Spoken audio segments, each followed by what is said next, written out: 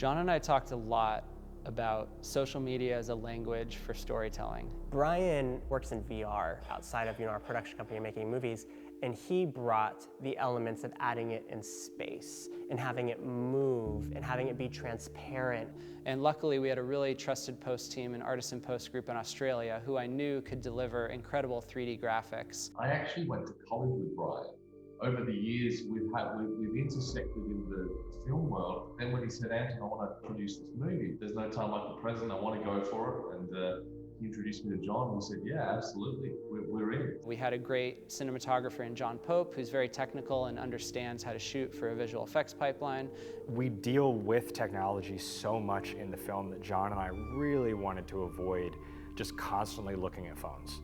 Because the story is in the characters' faces, the story is not on the phone. So we always wanted the graphics to feel part of the environment. And that's both visually, but also narratively. I knew that if I was gonna have an actor do a performance where they were texting or posting or something, there's no way I was gonna ask them to pretend. So we made sure that every cast member who used social in the movie had their own account.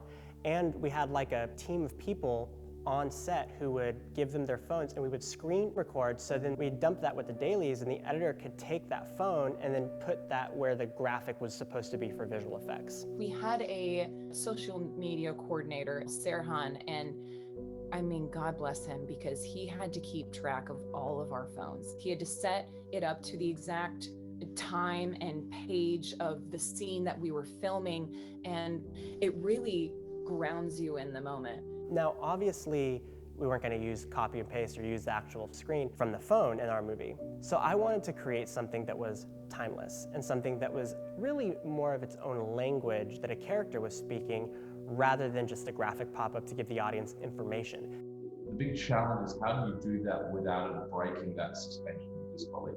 There was a general kind of formula. We wanted it to be location oriented. We wanted it to live within the scene. However, then with each scene, depending on what was happening, what the dynamic was, what the lighting was, all of these different variables, how would we problem solve to integrate that?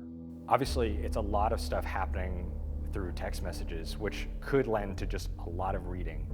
So I know that they worked very hard to get the most information in the fewest amount of words, so you're not having to take your eye off the character to read some long, paragraph of a text message. You can just quickly get the information you need and be back with what's important, which is the character. In terms of the style, what was very important for me was just simple, simple, simple. No clutter. I want it to have its own language. What is the social media language that we're all familiar with? Let's make sure that we're getting that design right. I've always loved the way that a good title sequence can feel like just the bow on top. So the title that you see in the film, John had really mapped that out pretty well in advance before he ever asked me to take that on. We wanted to feel iconic. And that opening, before we ever even see one frame of footage that we shot, we wanted that opening sequence with all the social media coming through to be an immediate introduction into this world. And then we jump into the title. We liked the idea of kind of introducing the drill coming off the T. The idea that I had was when we push through the A, we end up in the hallway, where it never feels like there's a cut and then there's the movie. The title takes us right into the movie. So Christina and I went to film school together, and Christina cuts for character. Christina does not cut for style. She makes sure that you are with that character from the beginning of the movie all the way to the end. They cut it so quickly, and then as the iterations, like they did a few different cuts, and as those iterations continued, we were able to actually tap into that over here. We have super fast internet, and to be honest, coronavirus hadn't quite started at that point. John and Brian came out to Adelaide. They were able to get away from LA and actually work on the full post and immerse themselves in it. They weren't traveling for fun, they were locked into working, but it was out here. I mean, in effect, we've designed this bubble, but it's not just meant to be a bubble to protect us from a pandemic, it's meant to be a creative bubble. We had to do a lot of problem solving to come up with the blocking and the framing of it, and then how to integrate it into the shot. It's true. Yeah. And then, to be honest, the unsung hero of that is the sound design. So how do you do those little sound cues to be able to build tension, not necessarily overloading on visual effects? That's why I think this works. We were set up to succeed by how John and Brian really planned and shot this film.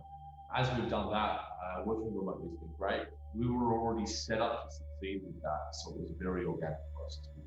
There were some unique circumstances around, the finishing of this movie. And obviously, 2020 threw everyone a curveball.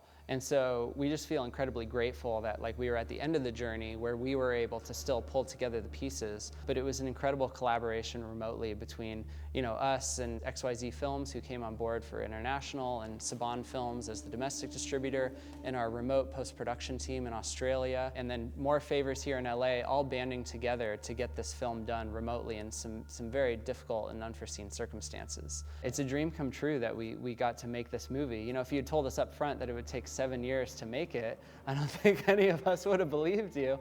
But honestly, if you believe in the story you're trying to tell, and you believe in the team around you, then yeah, it's absolutely worth, every curveball that gets thrown your way.